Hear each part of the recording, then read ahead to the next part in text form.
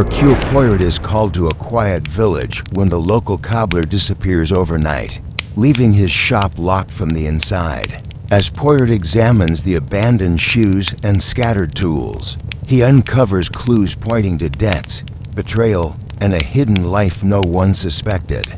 Chapter 1. The Vanishing. The rain fell in thin, persistent threads over the village of Lark Hollow, a picture-perfect English hamlet nestled in the Devonshire countryside. Cobblestone streets glistened under the dull gray sky, and thick mists clung to the moorland like a jealous lover. At the far end of the main lane stood a modest little shop, painted dark green with gold-lettered signage, Betridge, Cobbler, and repairer of fine shoes.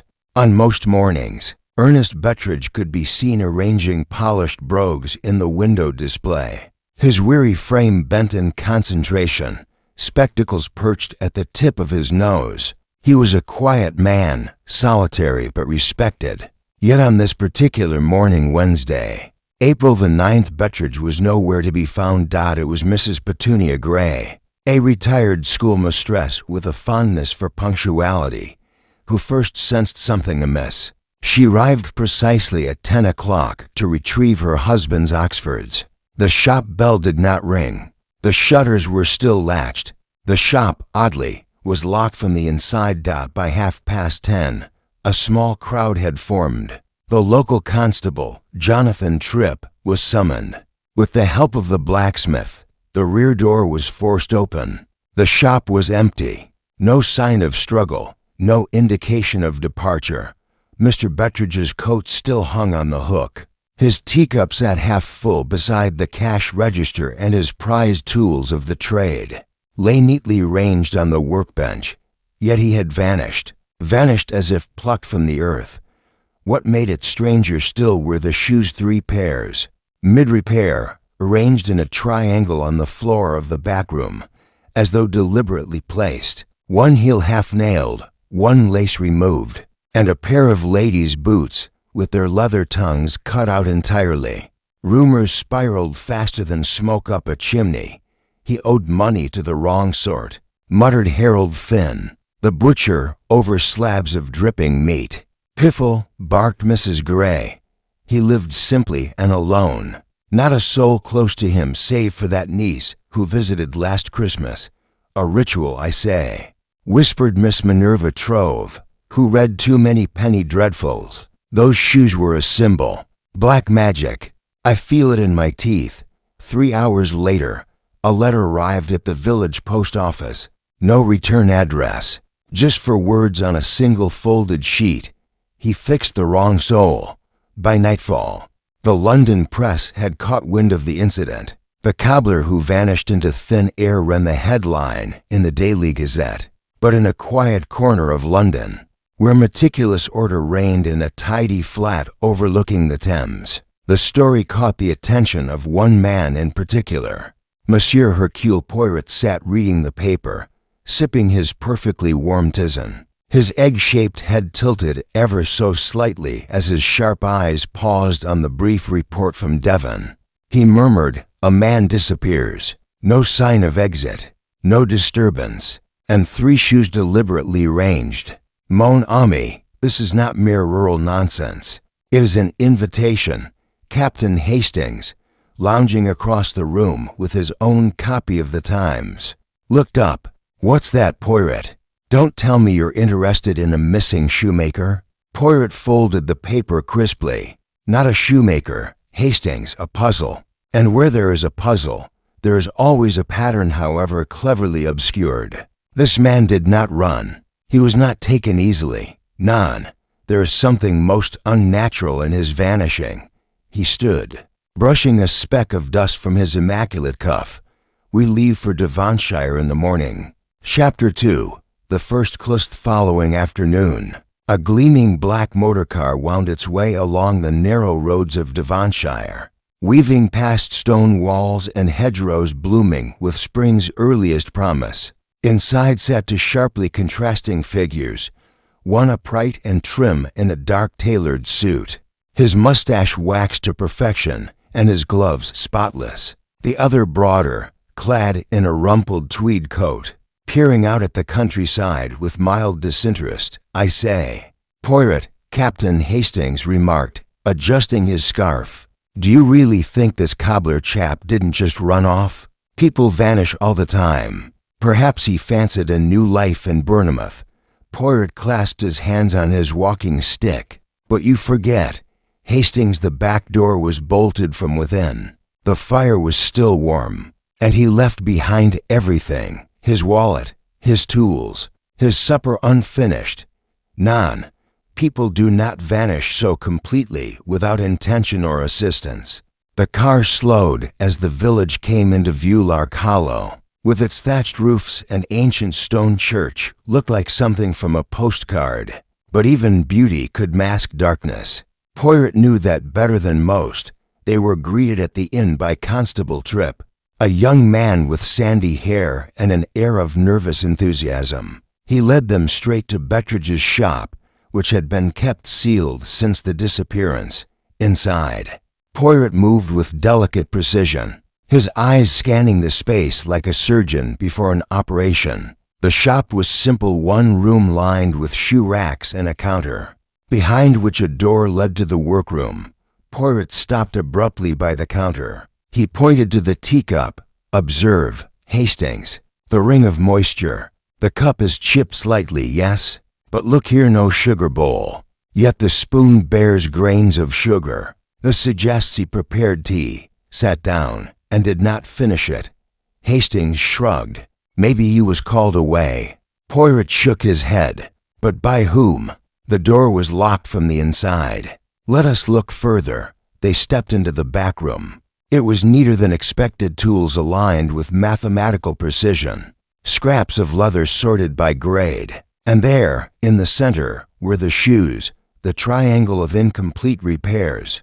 Poirot crouched carefully, examining each. This is strange indeed." He picked up the single heelit's nail was misaligned. "An error?" Hastings asked. "Mr. Bettridge was said to be meticulous," Poirot replied. "Yet this is crude work, deliberate, almost symbolic." He studied the ladies' boots, their tongues cut cleanly down the center. "Tell me, Constable," Poirot said, rising, "who were the owners of these shoes?" Tripp pulled out a notebook. "The heel belonged to Reverend Hargood. The vicar, he says he left it for a new soul. The laced shoe was from Mr. Edgar Newell, the banker. The ladies' boots are Mrs. Lavinia Harrow's. She teaches piano to the village children." Poirot raised an eyebrow. "A vicar, a banker, a teacher. Curious mix. They've all been asked questions," Tripp added. "None recall anything strange, mesui, because they do not know what they are looking for." Poirot murmured. "But the triangle, it is deliberate. 3 shoes, none a full pair. Something has been halved or removed. A message, perhaps, or a pattern." He walked to the rear exit. The lock was splintered from the forced entry. Poirot touched the sill gently. "There's a smudge here, something oily. Shoe polish, perhaps." Hastings leaned in. "Could be. Maybe Bettridge stepped there." "Non. The shop was locked. If he left, he did so through other means or did not leave at all." Tripp cleared his throat. "There's something else, sir. This arrived yesterday." He handed Poirot the folded letter. Poirot read it slowly. He fixed the wrong sole. "Cryptic," Hastings said. "Cryptic." "Yes, but not random," Poirot replied. "It implies judgment. A verdict, almost. Who decides what soul is wrong? A lover, a priest, or someone who sees morality through their own cracked lens?" The detective's brow furrowed. He turned sharply. "We must speak with these 3, Hargood, Newell, and Mrs. Harrow. There is something between them, a thread, and it runs straight through the shop." As they left the shop, Poirot paused in the doorway. "One last thing," he said, turning back. "Do you smell that?" Hastings inhaled. "Leather, glue." Poirot nodded. "But something more subtle.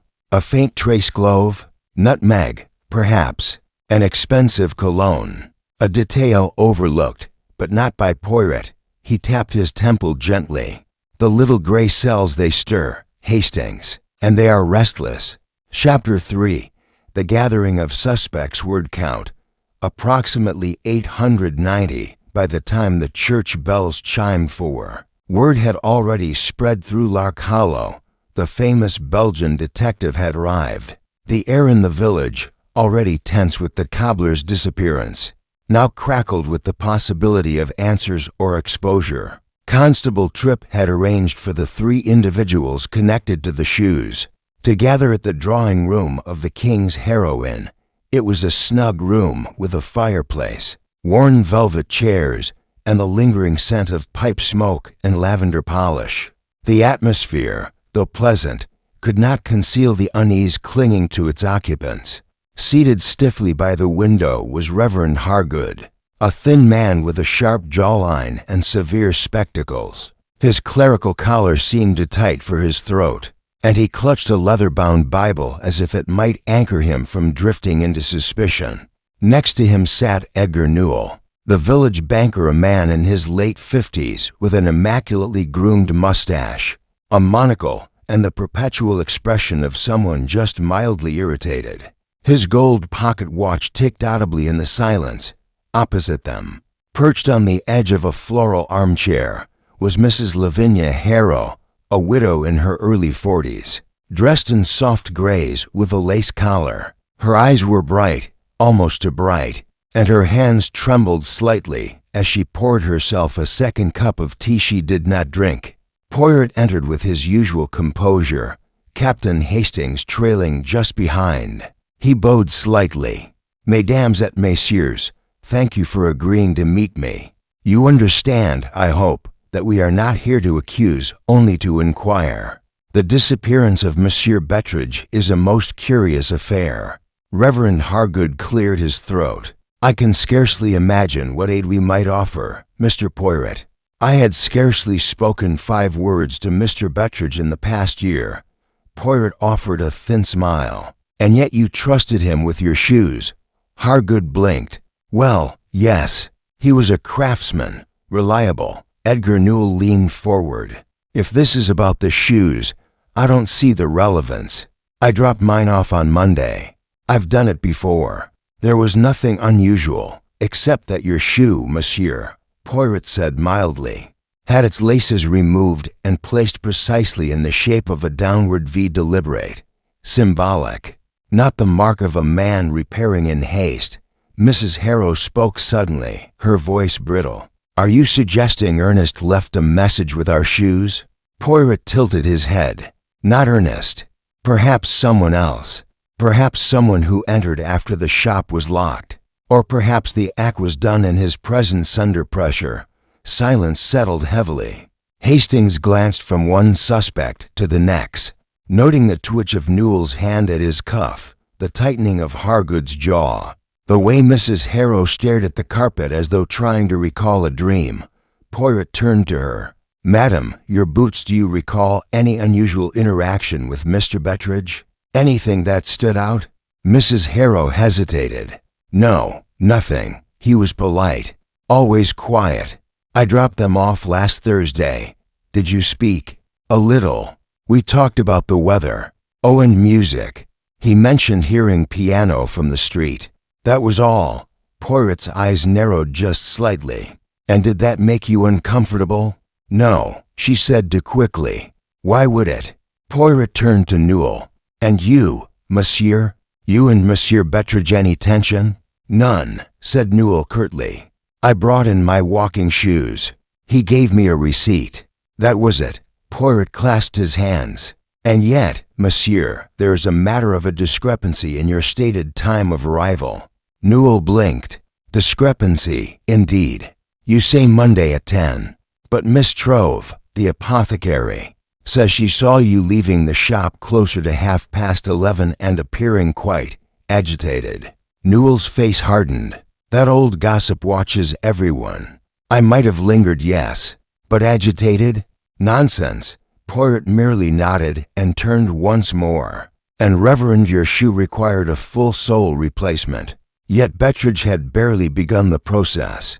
Was there a deadline?" The vicar looked down at his Bible. "I had hoped to wear them this Sunday." For the Easter sermon, Poirot's expression did not change. And did you express that wish to him? Urgently. Hargood's fingers tightened around the book. I may have mentioned it firmly, but I did not threaten the man, if that's your implication. Poirot paused, then stepped back. Forgive me. I ask only to understand.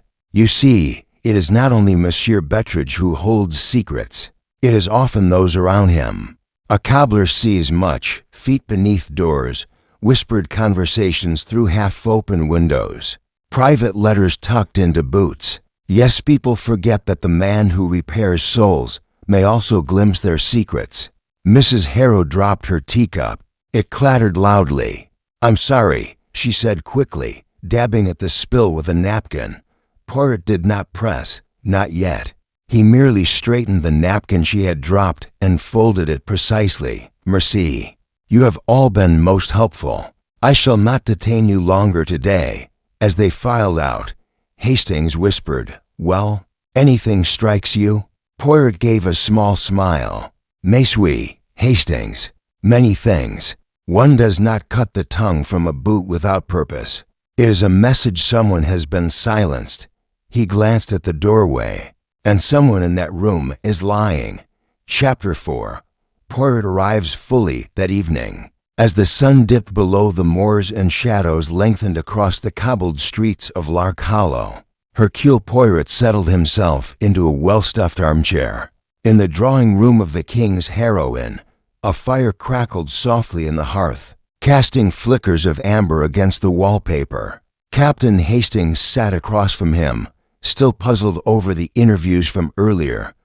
I must say, Poirot, Hastings began, stirring his tea with mild frustration. They all seemed so. Ordinary and no overt signs of guilt. No obvious deception. Poirot leaned back, fingertips together. Justement, mon ami. Guilt is rarely so obliging as to present itself with a trumpet fanfare. One must listen not only to what is said but to what is omitted. Hastings raised an eyebrow. You're referring to Mrs. Harrow? Among others, Poirot replied. She was nervous, yes, but more than that. She was defensive about nothing. That, Hastings, is always telling. There came a knock at the door. Constable Tripp entered, head in hand, his boots damp from the rain. Evening, gentlemen. Thought you'd want to know we've checked the shop records. There's something odd. Poirot gestured for him to continue.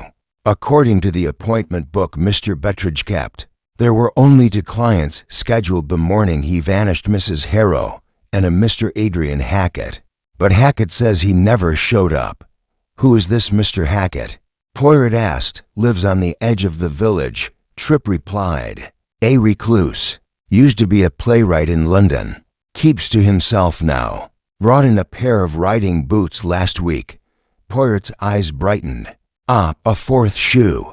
Not in the triangle. Exactly, Tripp said. And more curious still, the boots are gone. Not in the shop. No record of them being picked up. Mon Dieu, Poirot whispered. So someone retrieved them.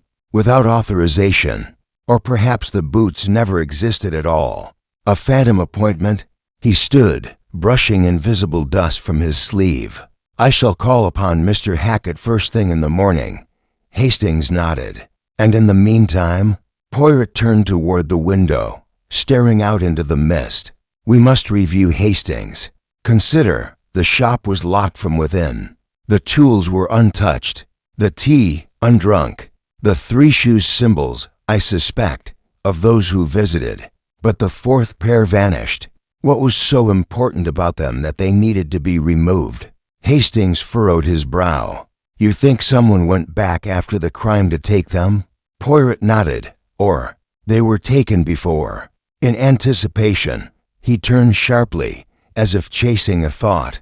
And there is the letter. He fixed the wrong soul. That is not a threat. It is a judgment, a moral accusation. It speaks not of revenge, but of correction. Hastings looked baffled. But correction by whom? Poirot gave him a sideways glance. That, my friend, is precisely the question. One does not remove tongues from boots without purpose. One does not vanish a man without motive. This is not the work of Madnessida's design. There was another knock. This time, it was the innkeeper's boy. Bringing a telegram, Poirot opened it slowly. Poirot stop urgent matter Raylark Hollow case stop see me before speaking to Hackett stop doctor. Algernon Rexford stop Dr. Rexford? Hastings asked. Poirot's lips curved into a thin line. The village physician. He was not mentioned before. Yet now, he inserts himself with urgency. He folded the telegram. "Sure's interesting. I must speak with this doctor before we proceed." Hastings gave him a sideways glance. "Do you think he knows something?" "I think," Poirot said softly, "that everyone in this village knows something. The question is who knows too much, and who knows exactly what they should not." The next morning dawned foggy and cold, the kind of damp that seemed to cling to the skin. Poirot, always immaculate, arrived at the home of Dr. Algernon Rexford, a stout red brick building just beyond the village square. The brass plate read, "Surgery 9 to 12, house calls by appointment." Dr. Rexford was in his late 60s, round-faced and ruddy-cheeked, with an air of one accustomed to being listened to. He greeted Poirot in a plush study, cluttered with books, papers, and old medical diagrams. "I've been expecting you," the doctor said, gesturing to a chair. "I've followed your work for years." "Merci, doctor. Your telegram, what prompted it?"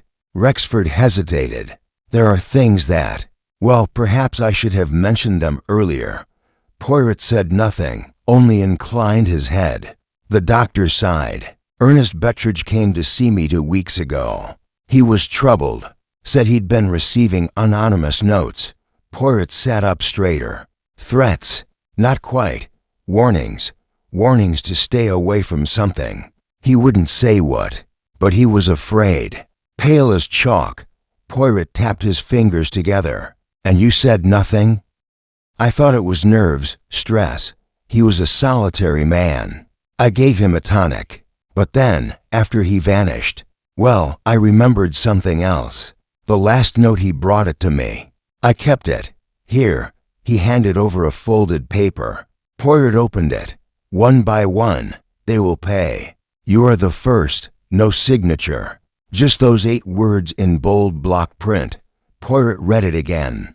Then he smiled, not with pleasure, but with recognition. "A reckoning, doctor. Someone is playing an executioner. And Monsieur Bettridge was only the beginning." Chapter 5. Initial interviews begin. Fog lingered well into the late morning, shrouding Lark Hollow in a pale veil that seemed to hush even the birds. At the King's Harrow Inn, Hercule Poirot reviewed his notes at the breakfast table.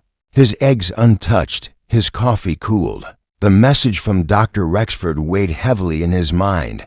One by one, they will pay. You are the first, a vendetta, a methodical hand. But against whom and for what? Poirot closed his notebook and turned to Captain Hastings. "Today, Hastings, we speak to each of them, properly, not as a group, but alone. There is a truth among them buried under habit and fear, and we must uncover it." Their first visit of the morning was to Reverend Hargood, who received them in his modest vicarage just behind the old stone church. The sitting room was spare, with darkwood furniture, a single ticking clock, and a shelf of theological texts that looked untouched. "I still fail to see," Hargood said with clipped precision, "how I might assist. Mr. Bettridge was a decent man, but our acquaintance was purely transactional." Poirot folded his hands. "Monsieur, do forgive me, but you were once, were you not, the chaplain at St. Augustine's School in Surrey?" The Reverend blinked. "Yes, many years ago. I hardly see where you were asked to leave under hushed circumstances." Poirot added gently. Hargood stiffened. Hastings looked alarmed. "I resigned," Hargood said tightly. "There was a misunderstanding. A student accused me of impropriety. It was unfounded, unsubstantiated." Poirot said nothing, letting the silence speak. After a moment, Hargood looked away. It ruined me. I was forced to begin anew. Lark Hollow was my chance to serve again. I've kept my head down. I've done good work." Poirot rose slowly. "You are not the only one with a past, monsieur. But I must ask, did Mr. Bettridge know this history?" "I doubt it," Hargood replied, too quickly. "Merci, that is all for now." They left the vicarage in a thoughtful hush. Poirot murmured, "You see, Hastings, already the layers begin to peel away. The Reverend has known disgrace. He fears exposure more than accusation. Do you think he's involved?" Hastings asked. Poirot's mustache twitched. "I think he hides something. But so do the others." Their next visit took them to the Harrow cottage, where Mrs. Lavinia Harrow answered the door in a pale blue shawl. She looked tired, her eyes rimmed with red, though she had clearly attempted to conceal it with powder. "I've told you everything," she said, ushering them into a bright parlor filled with sheet music and family photographs. "Forgive the intrusion, madam," Poirot said kindly, "but sometimes when a soul carries a burden, it is only when spoken aloud that the weight becomes clear." Mrs. Harrow gave a thin smile. "Are you always so poetic, Monsieur Poirot?" "Only when the truth is hiding in plain sight." She sat, folding her hands tightly in her lap. Poirot asked, "Did Ernest Bettridge ever mention his family to you?" Her eyes darted up. "No. Why? You visited him often, no?" "I suppose. My husband passed away 4 years ago. I had boots to mend. Ernest was always kind. Did you ever speak of your past?" She hesitated. "Briefly, of your marriage?" She blinked. "Yes, it wasn't happy." Poirot's tone was gentle. "Did Mr. Bettridge know your husband?" A long pause. "He might have. My husband, Arthur, drank heavily. He hit me. It was common knowledge. But no one did anything, except Ernest. I don't know. Maybe Arthur died in a fall. They called it an accident." Poirot nodded slowly. "Was there any suspicion?" Mrs. Harrow's voice dropped to a whisper. "Only gossip. I didn't kill him, if that's what you're wondering." "No, madam. But someone may believe you did." She paled, and her voice trembled. "You think this is about the past?" "I think," Poirot said softly, "someone believes they are correcting past wrongs, and they are not finished." As they left, Hastings glanced back at the fragile figure framed in the doorway. "She's hiding something," he muttered. Poirot nodded. "And I believe Mr. Bettridge knew what it was." Their final interview that day was with Edgar Newell, who greeted them at his imposing brick house with the stiffness of a banker forced into leisure. His study was immaculate troves of law books, framed certificates, and a globe polished to a shine. "I must say," Newell grumbled, "I don't see the need for this poking about." Poirot smiled. "Forgive me, monsieur. It is only that your schedule on the day of the disappearance remains curious." Newell snorted. "I told you. I dropped off my shoes. I was delayed, indeed. But you were seen leaving agitated." "Why?" Newell folded his arms. "If you must know, I found a letter in the shop addressed to me. It was stuck under the till. I took it." Poirot raised an eyebrow. "You took a private letter?" "It had my name on it," Newell barked, "but no signature. It said, 'You stole what was not yours, and now payment is due.' It was absurd." Poirot leaned forward. "And did you?" "Did I do what?" "Steal what was not yours." Newell's eyes darkened. "This is outrageous. I have nothing to do with Bettridge's disappearance." Poirot stood. "Perhaps not, but someone clearly believes you do." As they left the house, Poirot tapped his cane lightly on the cobbles. "Hastings," he said, "we are looking at a long-held grudge's slow-burning fire. And Bettridge, he was the spark that lit it." Chapter 6. The whispering Dorothy's storm had passed by morning, leaving the grand villa bathed in a pale, silver light. A hush had settled over the grounds, the kind of silence that makes even the slightest creak sound like a scream. Poirot sat quietly at the breakfast table, spooning sugar into his coffee with calculated precision. Beside him, Hastings toyed with his toast, his brow furrowed. Still no word from Inspector Vernet. Hastings asked. Poirot gave a tight nod. He is thorough, but I suspect the answers we seek are not outside the villa, they are within these walls. As if on cue, Mme. Bellamy entered the room, her face pale but composed. Monsieur Poirot, if you still wish to examine my late husband's study, you are welcome. Poirot stood immediately. Merci, madame. I believe the secrets we seek lie behind his desk.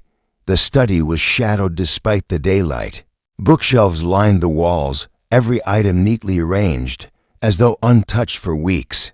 On the desk sat a stack of letters bound with a crimson ribbon. Poirot untied them carefully and scanned the top page. A letter from a man named Émile Durand, dated only a month before Henry's death. Who is Émile Durand? Poirot asked aloud. Mme. Bellamy looked surprised. A friend from Henry's university days. I believe they had some business discussions recently, but Henry said it was of no consequence. Poirot held up the letter. And yet Monsieur Durand writes of restless nights and the weight of the painted mask. Do you know what that means? Mme. Bellamy hesitated. Henry had an antique mask. Venetian, I think. It hung in the upstairs corridor until recently, but he had it moved into the attic. Said it gave him nightmares. Poirot's eyes gleamed. Fascinating. May we see it? The attic is locked, Mme. Bellamy said uneasily. Henry kept the key with him. It might be among his personal effects. Poirot nodded, already anticipating what he might find there. As Mme. Bellamy left the room, Poirot turned to Hastings. There is something odd about this house. Mon ami, something unspoken that threads through every room. I feel it now like a whisper behind every wall. That afternoon, Poirot sought out Camille, the daughter. He found her sitting in the solarium, sketching in charcoal on a thick pad. Her drawings were angular, dark-filled with strange shapes and masked faces. You are very talented, Mademoiselle Camille, he said gently. But I wonder why the masks. Camille looked up, her eyes distant. They've always been here, Monsieur Poirot. In paintings, statues, even in the people. Everyone wears one. Some more than others. Poirot studied her face. Did your father wear one? She didn't answer immediately. He was complicated. He loved art. Obsession, really. Sometimes I think he loved his collection more than us. Poirot tapped his chin. Did your father ever mention a man named Émile Durand? Camille frowned. That name. I heard it once. He came here, months ago.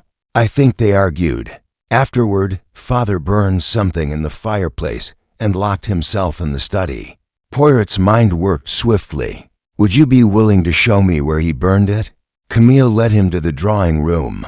The fireplace still held faint blackened corners of burned parchment. Poirot leaned close and saw a sliver of paper with the letter T partially intact, and beneath it, the blurred outline of what looked like an emblem, a stylized eye, a family crest. Hastings suggested. None, Poirot murmured. A secret society, perhaps, or something older. This painted masket is not merely decoration.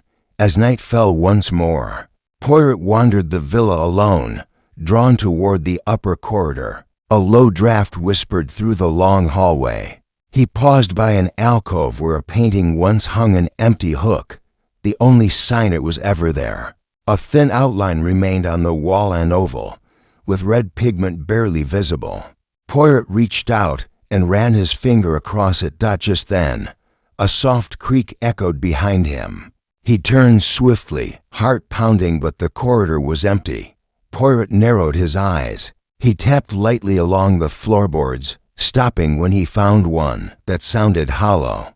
Kneeling, he pressed down. A click. A small trapdoor opened.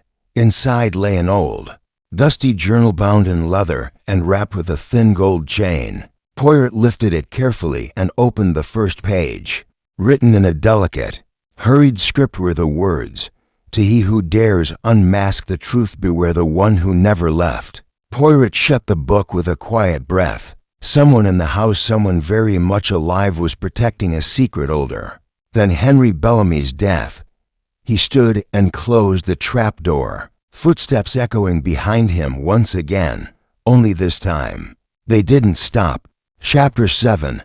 Echoes beneath the pink evening air inside Villa Rosenthal had grown thicker, as though the house itself was aware that secrets buried for decades were slowly crawling back to the surface. Poirot sat alone in the study, the dim light of the desk lamp casting long shadows across the wooden walls. In his hand, he held the photograph of the painted mask, its stylized design now unmistakably echoing the same aesthetic of a painting that hung in the hallway upstairs that he had requested that no one disturb him. And yet, from the far side of the house, faint whispers seemed to linger, not the kind born of voices, but of memories. Earlier that afternoon, Poirot had spoken briefly with Greta Weiss. The young artist, normally composed, had seemed visibly shaken as she recounted a childhood memory of an old attic trunk, filled with canvases, some defaced, others wrapped in faded linen. Her father had once forbidden her from going near it, but she remembered one, just one, bearing a face eerily similar to the mask now at the center of this puzzle. Greta wasn't certain if it was her grandfather's work or something older. Poirot now rose from his chair, sliding the photograph into his pocket.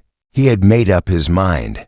The attic, long sealed and ignored, needed revisiting. Carefully, he made his way up the main staircase, boots tapping softly against the marble, until he reached the third floor. That the attic door stood at the far end of a narrow corridor, locked, but the key was not difficult to locate. Old homes often hide such necessities in the same places, beneath vases, tucked behind paintings. Within minutes, Poirot turned the rusted lock and pushed the door open. A gust of cold, dusty air greeted him. The attic was cloaked in darkness, broken only by the faint moonlight seeping through a round window. Boxes lay scattered across the floor, their contents spilling with aged fabrics, broken frames, and long-forgotten trinkets. Poirot moved with measured precision. He found the trunk Greta had mentioned, its leather warped and buckled from time. He flipped it open.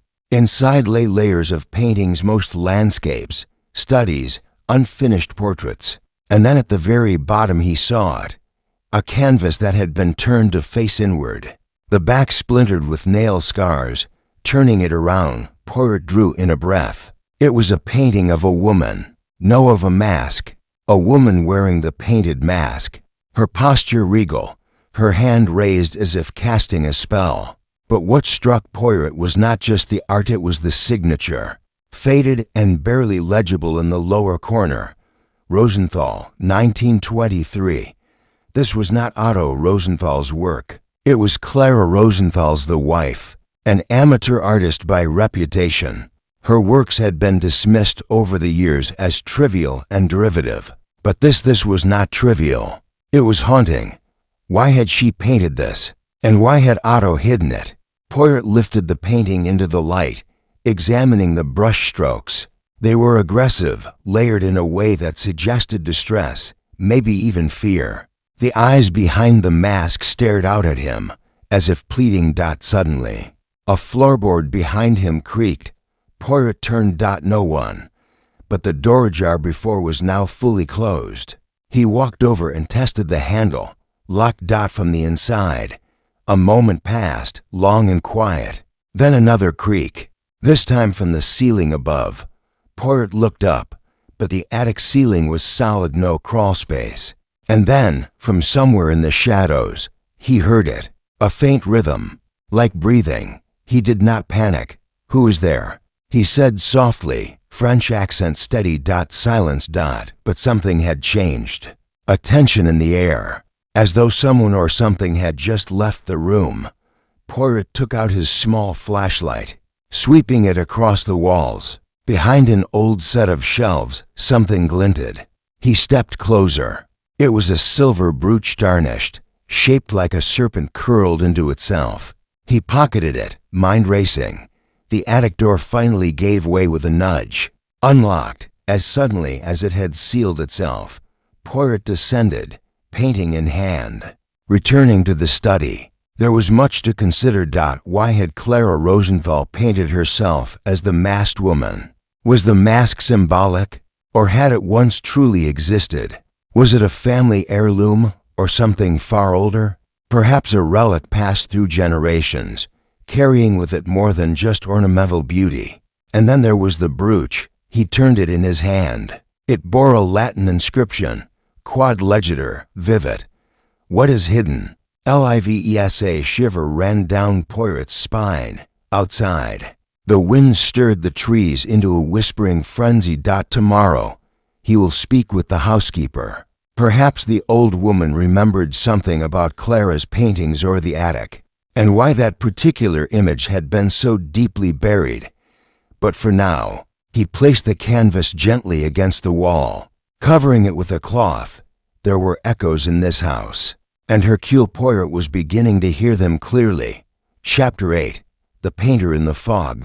Morning mist clung to the streets of Salzburg like a gauzy veil, blurring the outlines of the old town and lending a spectral hush to the waking city.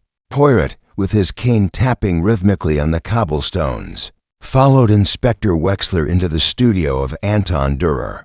The walls were splashed with half-finished canvases, each a study in muted emotion and distorted perspective, faces without eyes, hands reaching out from smoke, masks dripping like wax. Anton stood by the window, pale and lean, his fingers stained with ochre and crimson. He turned slowly as they entered, his eyes glassy with sleeplessness. "You've come about Lorelei," he said without preamble. His voice was brittle, fragile as the porcelain teacup he crushed unknowingly in his hands before dropping it to the floor. "Yes," Poirot said gently, noting the tremble in the artist's jaw. "We understand you were close to her." Anton exhaled. "She was my muse, my obsession. I painted her a dozen times, maybe more.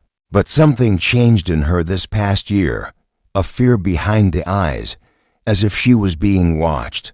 She never said who, just that the masks had names." Poirot raised an eyebrow. "The painted masks?" Anton nodded. He gestured toward a covered canvas. "That one she never let me finish. Said it was cursed. Said it was him. The man who wears no face." Wexler shifted. "Are you suggesting she believed someone was haunting her?" "She was certain of it," Anton said, lifting the cloth from the canvas. It revealed an unfinished portrait of a man in a Venetian mask, black and expressionless, with hollow sockets and a crown of twisted silver thorns. Around the neck, a brooch in the shape of a red serpent, the same one Lorelei wore on the night she died. Poirot leaned closer, his fingers tracing the brush strokes without touching. "Magnifique, yet disturbing, this mask. I have seen it before." "Where?" Anton asked quickly. Poirot looked thoughtful. "In a dream, perhaps, or perhaps not." Anton's hands clenched. "She asked me to burn it, but I couldn't. Something in me wouldn't allow it." Poirot turned to him. "Mr. Dürer, the night Lorelei died, did you see her?" "I followed her," Anton confessed. "From the gallery. I saw her walking along the riverbank. Then a figure approached. Tall, cloaked. They argued. I couldn't hear the words. But then she ran, and he followed. I lost them in the fog." "Why didn't you tell the police?" Anton looked away. "Because I was afraid it would be me they blamed, and I was already haunted." Poirot stepped back, absorbing the weight of the statement. "Merci, monsieur. You have helped more than you know."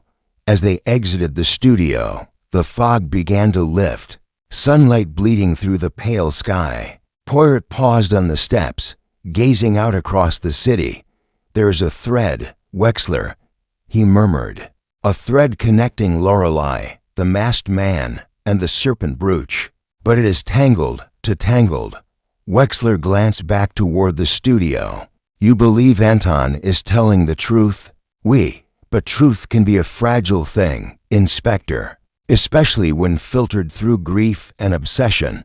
They walked in silence, the weight of the case pressing heavier with each step. As they passed a cathedral square, a beggar woman rose from a shadowed alcove and hissed toward Poirot. The masks whisper, "Monsieur, but not all who wear them are dead." Poirot paused, startled, but before he could reply, the woman melted back into the crowd like mist before the sun. He touched the brim of his hat, deep in thought. "It seems, my friend, that Salzburg still holds its secrets, and some of them are watching us." Chapter 9. A trace in the ashiest silence in the painted mask room was suddenly broken by the creak of a wooden floorboard. Poirot turned his head slowly, every nerve in his body attuned to the slightest disturbance. Hastings stood beside him, equally alert, eyes scanning the walls for movement. But the sound did not repeat.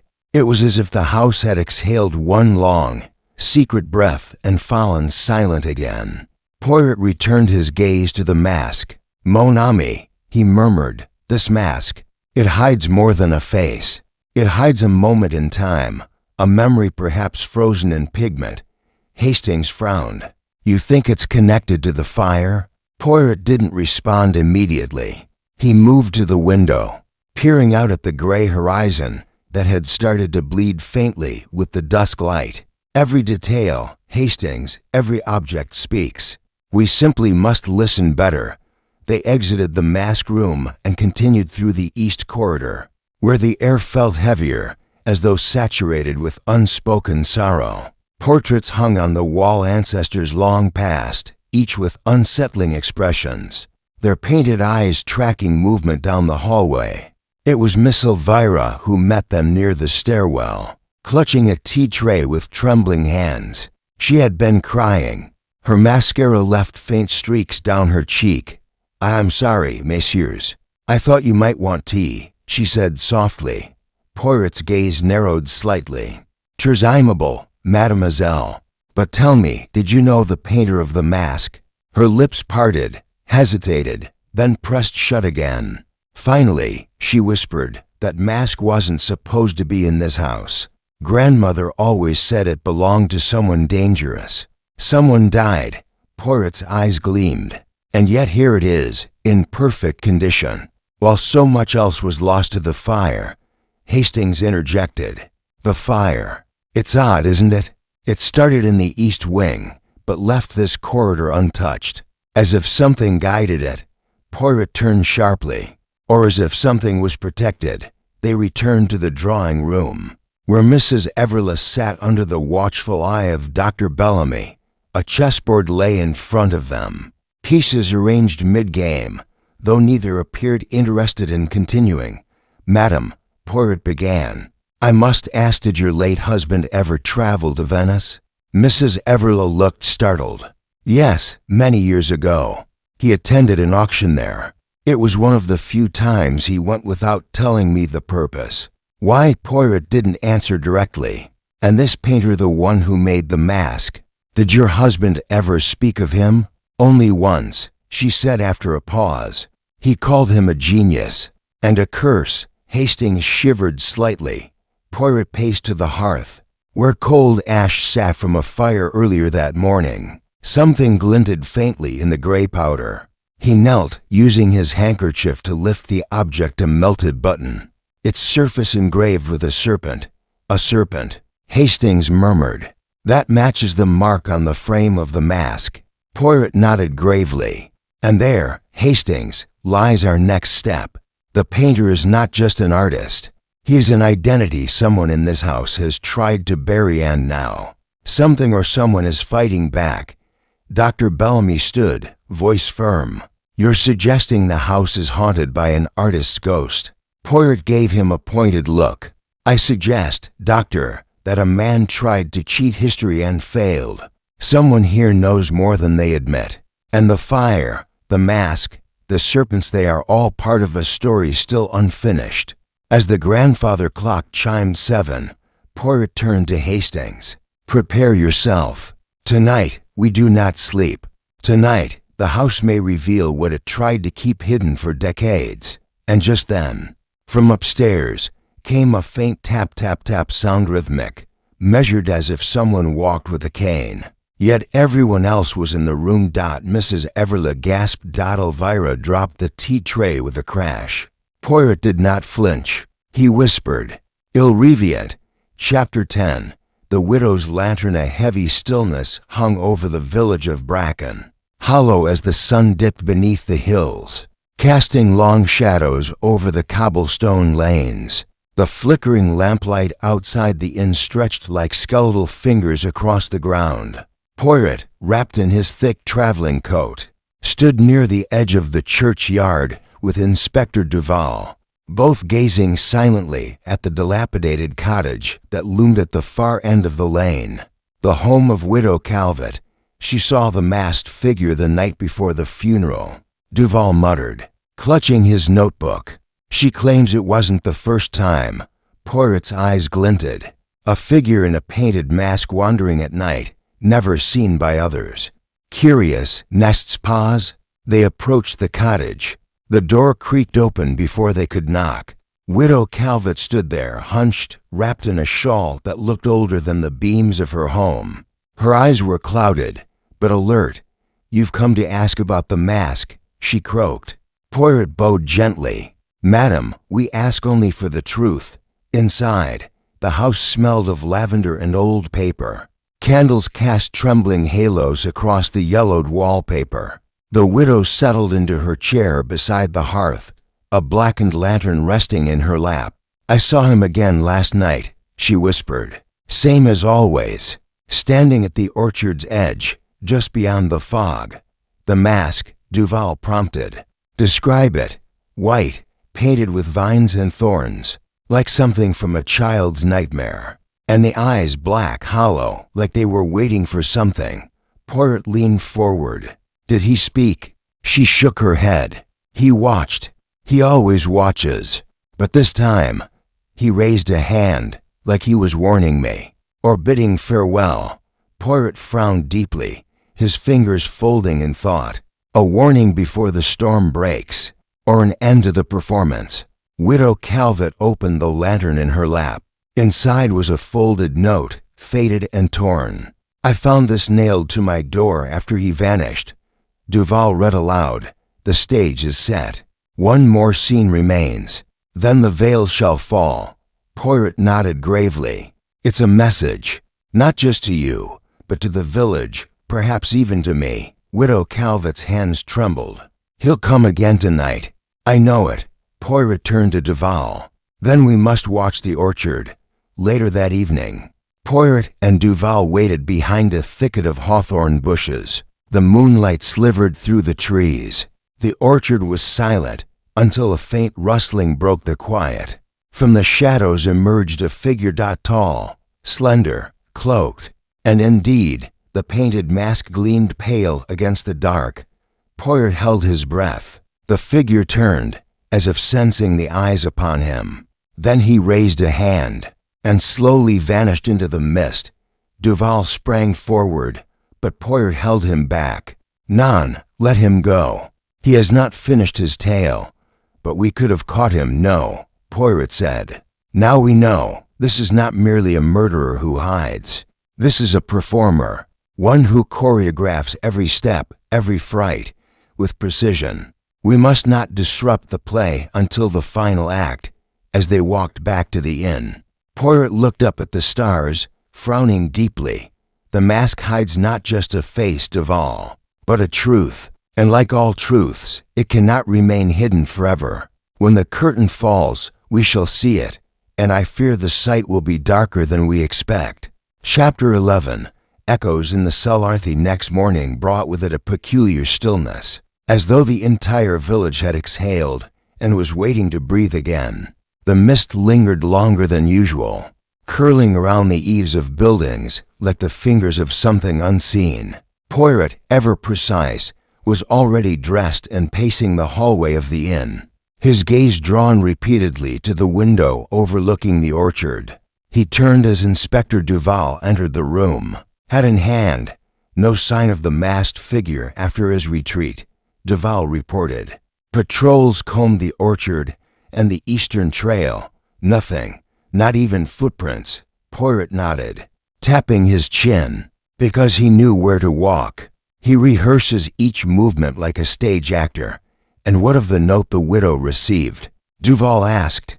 It reads like a final warning, or an invitation, Poirot replied. One last act to be played.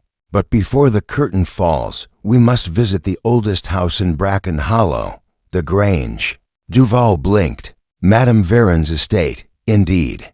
There is a pattern in this play. Mon ami, and the Grange is the stage upon which its climax was written long ago. The Varen Grange stood like a relic frozen in time. Weathered stone, thick ivy, and windows with eyes that had seen too much. Madame Varen, proud and poised even in mourning, welcomed them with the grace of one accustomed to authority. Detective, she said coolly, come to rake the coals of the past. Poirot bowed. Sometimes, madam, only by disturbing the ashes may we find the ember still burning. He asked to see the cellar, an unusual request, but one that clearly rattled her composure. The cellar hasn't been opened in years, she said, tightening her shawl. Then we must open it today, Poirot replied.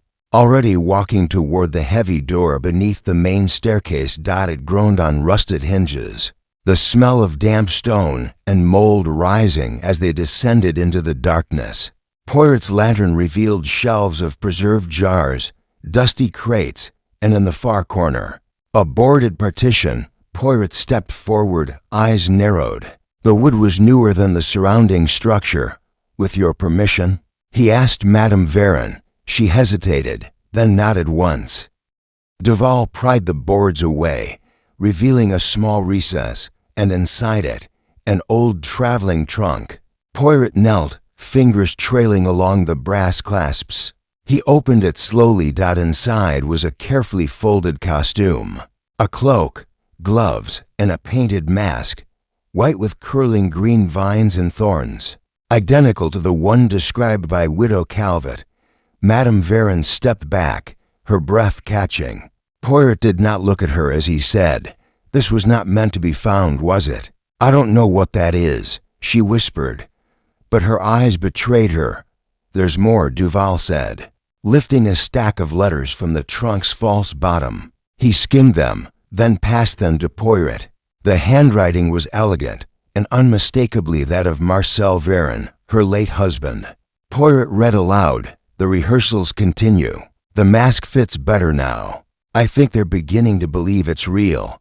Another, she suspects something. I must find a new exit, one she won't see coming." Poirot closed the letter slowly. "Your husband was the masked figure."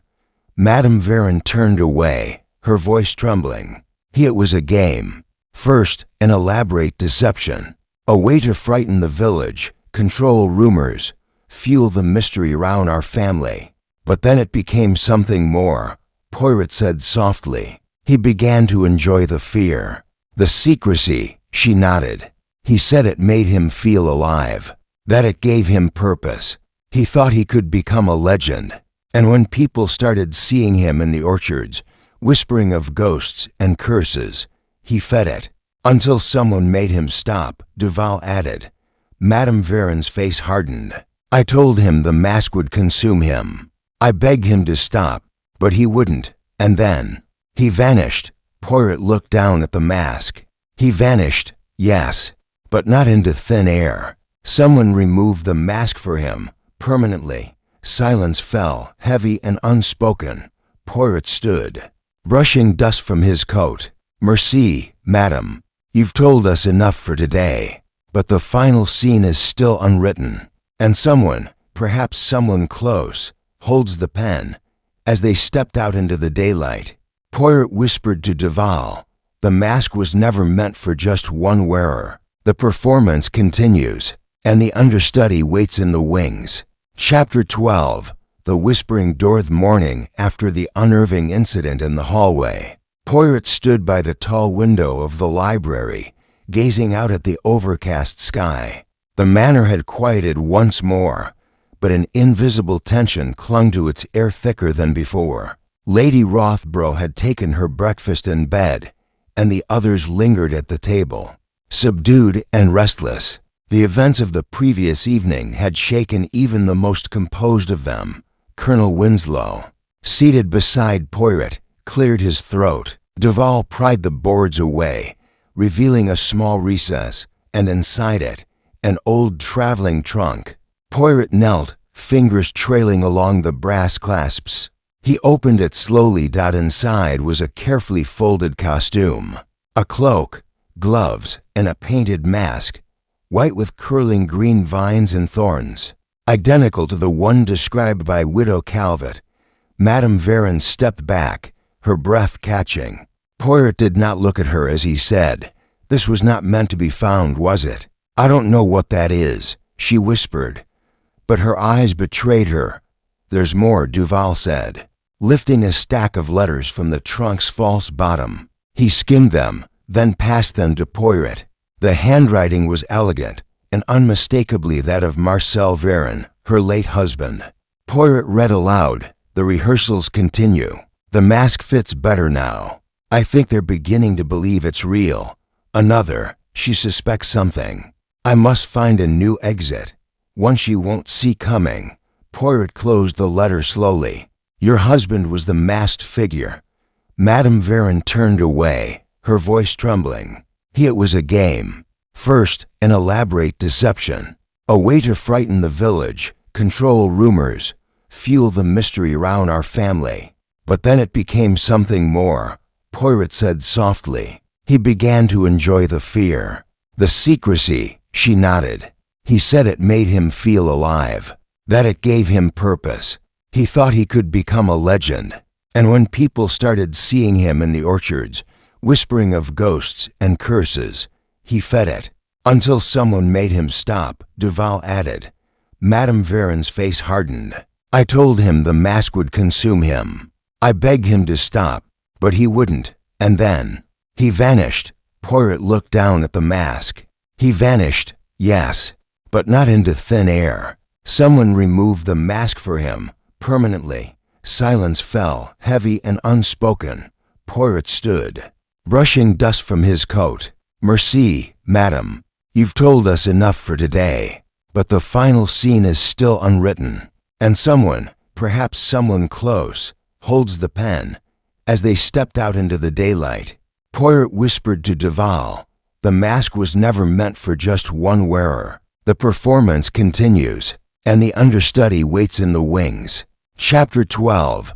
The Whispering Door. The morning after the unnerving incident in the hallway, Poirot stood by the tall window of the library, gazing out at the overcast sky. The manor had quieted once more, but an invisible tension clung to its air thicker than before. Lady Rothborough had taken her breakfast in bed, and the others lingered at the table. Subdued and restless, the events of the previous evening had shaken even the most composed of them. Colonel Winslow, seated beside Poirot, cleared his throat. "You truly think someone meant to harm Lord Rothborough last night?" Poirot nodded slowly. "None," moaned Colonel. "I believe someone succeeded in doing so long before last night. What we witnessed was a performance, an echo designed to mislead." Colonel Winslow frowned. "You mean the moaning? The footsteps?" Poirot turned, tapping the windowsill with a slender finger. "I believe we are being shown a ghost to conceal a murderer." At that moment, Miss Hemsworth entered the library, her usually tidy curls frazzled. "Monsieur Poirot," she said breathlessly, "you must come. There's something you need to see." She led Poirot and the colonel through the west wing corridor and down a narrow stairwell that led beneath the manor. It was a part of the house Poirot had yet to explore. The walls were damp, stones chipped, and the ceiling low. She paused at an old wooden door, its surface warped and darkened with age. "I found it ajar this morning," she whispered. "It's usually locked." Poirot stepped forward and pushed it open. Inside was a small stone room empty except for an old iron bed, a broken chair, and a collection of discarded journals stacked on a table in the corner. The journals were bound in faded blue leather, each bearing the same initials. Our Poirot's eyes gleamed. "Eloise Rothborough," he said aloud. "These belong to Lord Rothborough's first wife." Miss Hemsworth nodded. "No one's spoken of her in years. After her accident, Lord Rothborough sealed this room. It said she was kept here during her final days." Poirot examined the journals, flipping through pages filled with erratic handwriting, poems, sketches, thoughts that wandered into madness. Then he stopped at one entry dated 3 days before her death. "He still visits me." The footsteps, the knock at the door. "He says he loves me, but I see the poison in his eyes." Poirot's expression darkened. She was not mad. She was afraid. Back upstairs, Poirot gathered everyone in the drawing room. The fire crackled behind him as he stood before the assembled group. Lady Rothborough, Colonel Winslow, Miss Hemsworth, young Lionel, and the ever-observant Dr. Whittaker. He held up the journal. Eloise Rothborough documented her fear, not of shadows but of someone in this house. Lady Rothborough clutched her pearls. "That's absurd." She was delusional. Poirot raised a finger. "Delusions are often born from truths no one else will believe." He turned to Lionel. "You said you heard whispers outside your door last night." The boy nodded. Poirot continued. "And yet, the corridor was empty, but not silent. The house is old, its walls thin, its past echoing. Somewhere, someone is using the ghost story to scare and silence." The room fell into stillness. Poirot looked to the hearth, his gaze narrowing. "There's a mechanism, one hidden not in machinery, but in tradition. Someone knows this house better than any blueprint, and that knowledge is now a weapon." As Poirot left the room, he passed a mirror in the hallway, and in its reflection, he caught sight of something peculiar. A sliver of light flickering behind the paneling of the east wing. A door, perhaps, one yet unopened. He adjusted his cuffs and smiled faintly. "It is time," he murmured, "to let the house speak." Chapter 13.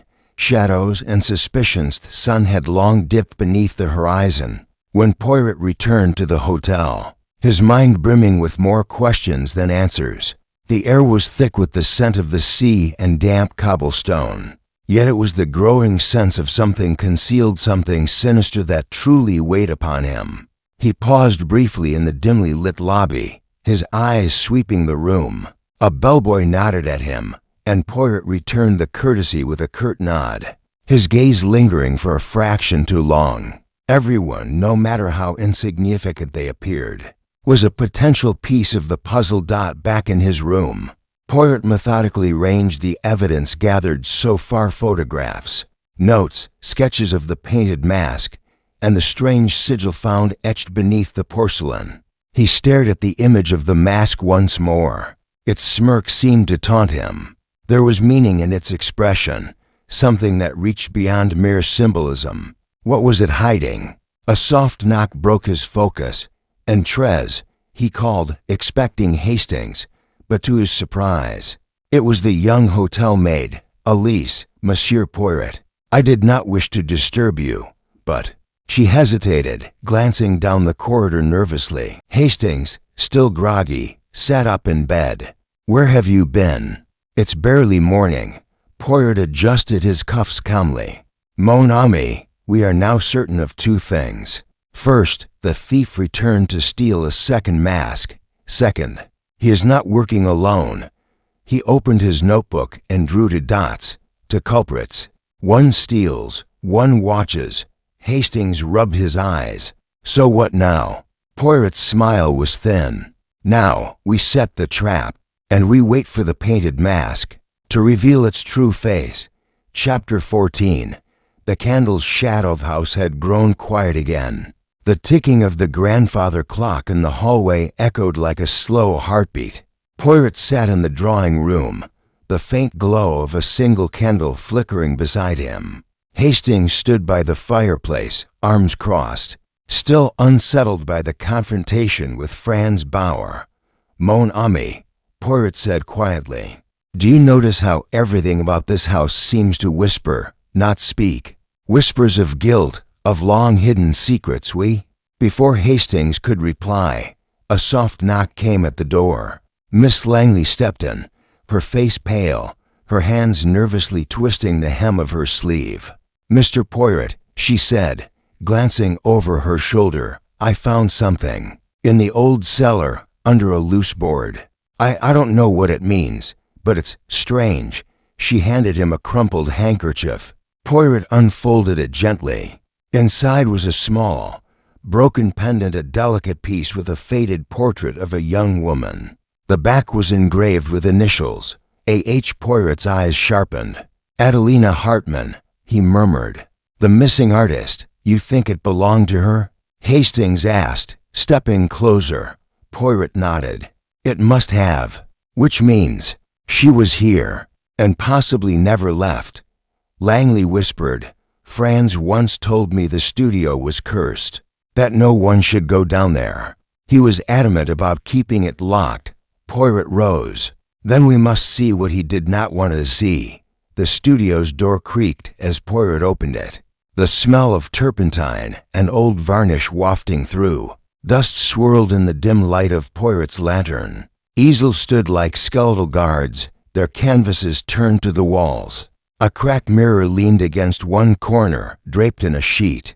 In the center, under a heavy tarp, something bulky awaited.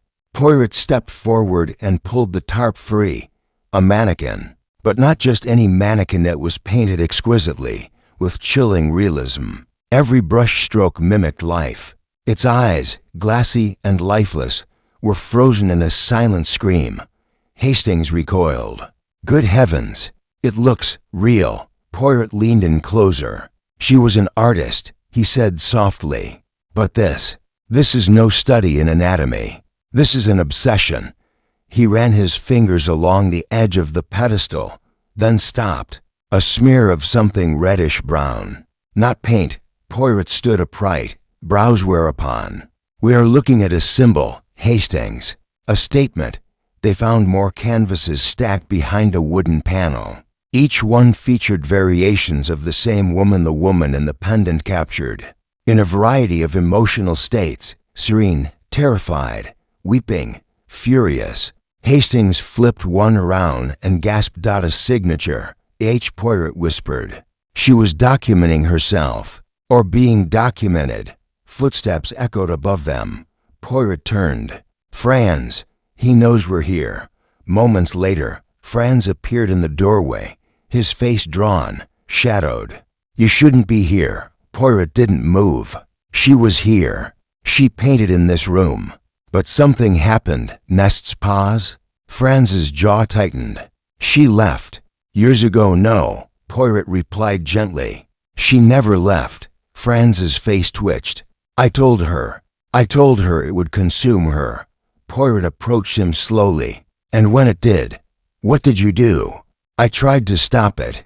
Franz's voice cracked, but it was too late. She had gone mad, painting herself every day, as if she were trying to keep a piece of her soul outside her body. She said, the house demanded it. Poirot's eyes narrowed. The house or you? Franz looked away. I locked the door. I sealed the room. I couldn't destroy her work. It was too powerful. Poirot placed a hand on his shoulder. The truth will not stay buried, Monsieur Bauer. It always finds its way into the light. Franz turned slowly and left without another word. Poirot looked at Hastings. This story is not yet finished. There is one more piece, and what's that? Hastings asked. Poirot turned to the covered mirror. The reflection. What did Adelina see when she looked into this mirror? Day after day. He removed the sheet. The glass was fractured, but intact. Poirot examined it closely, then reached behind the frame and tugged gently. The mirror popped forward, revealing a narrow compartment. Inside, a journal. Poirot opened it. The pages were filled with quick, frantic sketches and scrawled notes. I see her in my dreams. The woman with the painted mask. She watches me. I painted her once. Now she paints through me." Hastings read over his shoulder. "The woman with the painted mask." Poirot's eyes darkened. "The title of the exhibition. This is the final clue, Hastings. And perhaps the beginning of the truth." Chapter 15. The Whisper Beneath the Floorboards. Following morning, the sky above Venice was an unsettling gray, clouds hanging low over the canals as if they, too, were burdened by secrets. Hercule Poirot stood in the salon of the Palazzo dei Sospiri, a thin folder of notes in hand. The silence of the morning was pierced only by the occasional groan of the old house settling, the structure speaking in wooden sighs beneath his feet. Colonel Vasari arrived shortly after breakfast, his eyes hollow and face grim. "You wish to see me, Monsieur Poirot?" "Oui, Colonel. Please, come in. I must ask your indulgence for one final conversation. There is a matter that continues to trouble me." Vasari closed the door behind him. "Of course." Poirot gestured toward a chair. "The masked ball. The painted mask. The timing of your return to the palazzo that night. There is a dissonance in your story," moaned Colonel. "You said you retired early, and yet Signora Farnese claims to have seen you in the West Wing at midnight." Vasari frowned. "She is mistaken." Poirot raised an eyebrow. "Or perhaps you were following someone." Vasari stood up abruptly. "This is absurd. I'm a soldier, not a criminal." Poirot's expression remained unchanged. "And yet you are also a man with secrets." Before Vasari could reply, a sudden knock echoed through the chamber. It was Lucia, her face pale. "Monsieur Poirot, you must come with me. There is something you must see." They followed her down a narrow corridor seldom used, dust carpeting the floor in thick layers. At the end stood an old wooden door warped by time. Lucia produced a brass key from her apron and turned the lock with shaking hands. The door creaked open into darkness. Poirot stepped inside first, his small lantern illuminating crumbling brickwork and wooden beams. It was a forgotten basement unused and unreachable from the main staircases. Lucia whispered, "I used to hide here as a child, but last night I heard something voices. I came back this morning and found this." She pointed to the far end. Beneath a broken plank, something shimmered faintly. Poirot knelt and pulled up the wood. Inside the hollow space lay a bundle of letters, bound with an ornate velvet ribbon, and a small bottle, its contents a sickly green. Poirot's eyes narrowed. Absinthe, or perhaps something far worse. He opened the letters. The ink was faded, but the signature at the bottom of each page was unmistakable. Alessandro, the missing artist. Each letter detailed his fears of betrayal, references to a commission gone wrong, and a final, cryptic line, "If I vanish, it is not of my own will. The mask holds the truth." Poirot turned to Lucia. "Have you ever seen this mask?" She nodded slowly. "It was among the props for the masquerade. But after the ball, it vanished." Vasari shifted uncomfortably. "This is all very speculative,